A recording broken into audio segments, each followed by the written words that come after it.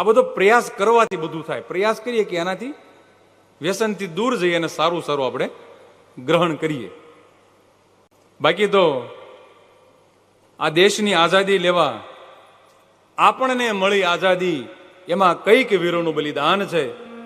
આપણને મળી આઝાદી, એમાં કઈક વીરોનું બલિદાન છે.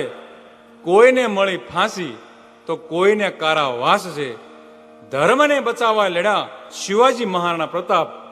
બાકી તો આપણે શિવાજી થઈને મરવું કે શિવાજી પીને મરવું, આપણે હાથની વાત છે. પછી એટલે આપણે સૌ પ્રયાસ કરીએ આ મહામંગલમય કાર્યમાં. નાનું મોટું જે કાંઈ વ્યસન હોય એને દૂર કરી દે. દૂર કરતા બહુ વાર ન લાગે, થોડો સમય લાગે, પણ પછી એની સામે અલ્ટરનેટ ઘણું છે. ધાણા દાળ ખાઓ, વરિયાળી ખાઓ, આ એના કરતા ઉત્તમ છે. અને વરિયાળી તો એસિડિટી નાબૂદ કરી દેશે.